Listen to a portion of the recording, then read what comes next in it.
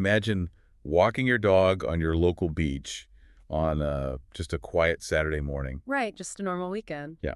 You throw a tennis ball near the surf, you're enjoying the salty air, and then you stumble across a massive commercial fishing net.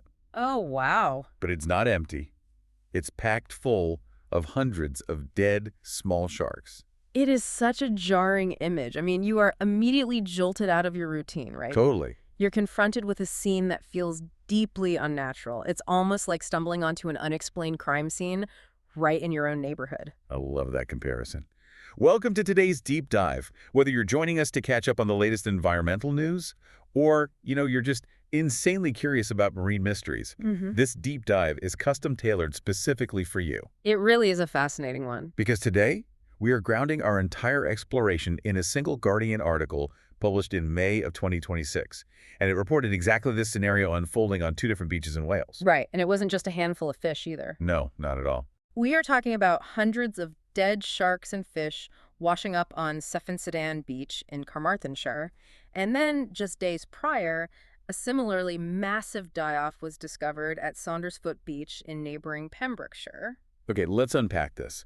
Because to really understand the gravity of the situation, we need to look at the immediate reaction on the ground. Definitely. If you're a local finding this, your first thought has to be, is the water toxic? Like, what happened here? Which is exactly the right instinct. It's exactly where local experts started their investigation. Right. When you're faced with a die-off of this specific scale, you have to run through the possibilities systematically. The article highlights some really incredible insights from Cliff Benson. Oh, the local conservationist. Yeah, he's the founder of the charity Sea Trust Wales. He spoke to the Western Telegraph to explain exactly how they analyze a scene like this. I'm genuinely curious how an expert like Benson even begins to unravel a mystery with hundreds of dead sharks. It's a process. I mean, they are specifically dogfish, right? Which, for anyone unfamiliar, are a type of small shark. They're often called catsharks. Do they just test the water first? What's fascinating here is how Benson relies heavily on deductive reasoning before even looking at chemical tests. Oh, really? Yeah, it's basically a process of elimination. First, he looks at natural biological phenomena because, strangely enough, finding dogfish washed up on the beach in this area isn't an entirely new thing. Wait, they do this naturally? Benson notes that they actually see these small sharks seemingly intent on beaching themselves quite often. Wait, sharks commit suicide? Well, I know we see whales beach themselves occasionally, but sharks intentionally swimming up onto the sand to die. that is the mystery. Benson admits that nobody in the marine biology community seems to have a definitive answer for why they do it. That is so bizarre. It really is. It remains this largely unsolved behavioral quirk. Some speculate it could be related to illness or disorientation or, maybe fleeing a predator into shallow water and getting caught by the tide. Okay, that makes sense. But a true intentional mass stranding of sharks is incredibly rare. Right. But if that's a known phenomenon, no matter how mysterious it is, why wasn't that just the open and shut answer for what happened at Sedan? Because the physical evidence at the scene entirely contradicts a natural stranding. Oh, right. Benson points out that while intentional beaching happens in small numbers, you do not naturally get hundreds of sharks stranding themselves simultaneously. Right, on neighboring beaches within days of each other. Exactly. And more importantly, you certainly do not get them beaching themselves while neatly wrapped up inside a massive commercial fishing net. The net. Yeah, the net is kind of the giant neon sign pointing away from a natural event. It's hard to ignore. The sheer volume of the die-off, combined with that physical netting, it just rules out suicide immediately. So if they didn't do this to themselves, your mind goes back to the water quality, right? Was there a spill? Benson did consider the pollution angle, but he quickly ruled it out using that same deductive logic. How so? If there were a toxic spill, like an oil leak or chemical marine pollution, you would expect a wide variety of species to wash up. Oh, I see. A chemical toxin moving through the water column, it doesn't discriminate, it just kills everything in its path. Right, that makes total sense. You'd see crabs, bass, flatfish, seabirds, like a complete cross-section of the ecosystem. Exactly. Chemical spill doesn't selectively target just dogfish while leaving the rest of the neighborhood perfectly intact. Precisely. The victims were overwhelmingly, almost exclusively, dogfish. So if we rule out mass suicide and we rule out a toxic spill, what are we left with? Human intervention. Yeah. Benson points to the most logical and frankly the most common scenario, which is commercial fishing discard. I wanted to dig into the mechanics of that because it shifts this entirely from an environmental mystery to, well, an economic reality. It really does. Walk me through the actual process of commercial discard. Why are they catching hundreds of sharks just to throw them away? It all comes down to the economics of commercial fishing and, the nature of the gear they use. Okay. A commercial fishing boat operates on very tight margins. Their goal is to catch specific, high-value commercial species. Like the ones you see at a seafood restaurant. Right. Fish they can sell at the market for a premium price, but the large nets they drag through the water are indiscriminate. They just scoop up whatever happens to be swimming in that zone. So they pull up a net expecting, like cod or haddock, and instead it's packed full of dogfish. Exactly. And dogfish simply do not have a high commercial value. Oh, I see. If a fishing crew keeps them, those dogfish take up valuable space in the ship's hold. Space that really needs to be saved for the lucrative catch. Because time is money out there. Exactly. And taking the time to carefully untangle hundreds of worthless fish from a complex net costs the crew time and money. So the quickest economic solution is to simply dump the unwanted catch back into the ocean, dead or dying. It's essentially treated as industrial waste. Sad but true. They are strip mining the ocean, keeping the valuable stuff, and throwing the rest of the ecosystem away as slag. That's a very accurate way to look at it. And because that full net was found washed up at Sefton Sedan, we know they aren't even always bothering to empty the gear. Sometimes they're just discarding the entire net along with the bycatch. And that detail, the intact net washing ashore, is really the crucial pivot point in this story. How so? It takes a localized die-off on a Welsh beach and forces us to look at one of the most severe invisible crises facing global oceans today. Okay, here's where it gets really interesting. The Guardian article brings in statistics from the World Wildlife Fund, the WWF. Yes, their data is eye-opening. They have a specific classification for that discarded net found on the beach. They call it ghost gear, or ghost nets. It is a haunting term, honestly, but it's an incredibly accurate description of how this equipment functions once it leaves human hands. The WWF defines ghost nets as abandoned, lost, or discarded fishing gear that continues to trap and kill marine life. And the numbers attached to these nets are difficult to comprehend. They are staggering. Frankly, a bit terrifying. The article states that a single abandoned net is estimated to kill an average of 500,000 marine invertebrates. 500,000. Plus 1,700 fish and 4 seabirds, just from one single net. A single net. It's unbelievable. I really want to break down the how here. Because when a net wipes out 500,000 invertebrates, you are essentially strip mining the foundational layer of the local food web. Completely. It isn't just a passive piece of trash floating around. It's more like a rogue, self-operating factory that just keeps producing destruction without anyone at the control. A self-baiting trap. That is exactly how marine biologists describe it. The mechanism of a ghost net is brutal. Let's look at the life cycle of one of these things. Yeah, walk me through it. Initially, it gets lost or cut loose. It drifts through the water column and catches its first wave of fish, say a school of dogfish or mackerel. Those fish get tangled, they cannot escape, and they die in the netting. Which immediately turns the net into a giant floating bait ball. Exactly. The dead fish attract scavengers. Crabs, starfish, smaller predatory fish, and even seabirds dive in to feed on the trapped catch. Oh, man. And in the process of feeding, those scavengers become tangled in the synthetic mesh and die too. Now, the net is carrying the weight of hundreds of dead fish and scavengers. So it gets heavy. Right. The sheer biomass causes the net to become heavy and it sinks to the sea floor. It drags all that death down to the bottom. Yes. And down on the sea floor, benthic scavengers, the bottom feeders, they swarm the net to eat the decaying matter. Let me guess, they get trapped too. They get trapped and die. Eventually, after weeks or maybe months, that massive accumulation of organic matter fully decomposes. Or gets eaten. Right, or is eaten away. The net becomes light again, it floats back up into the water column, and the cycle of trapping, baiting, and sinking begins all over again. That is horrifying. It is a perpetual oscillating loop of destruction. It really is. And the gear was designed by engineers to be incredibly durable, right?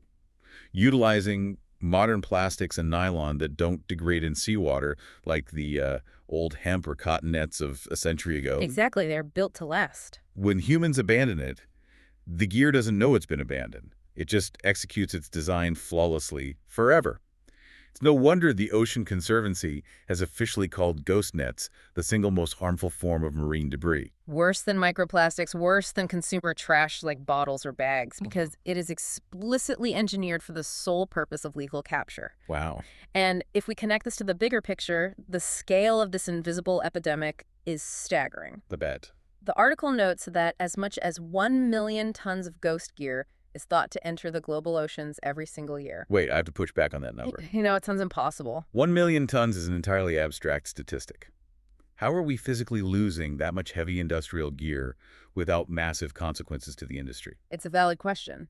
Like, who is regulating this?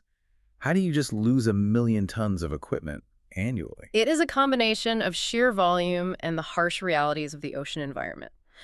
The global commercial fishing fleet is massive. Okay, sure. Millions of vessels operate daily in incredibly harsh conditions. Nets get snagged on rocky reefs or submerged shipwrecks, and they just have to be cut loose. I see. Severe storms tear gear away from markers.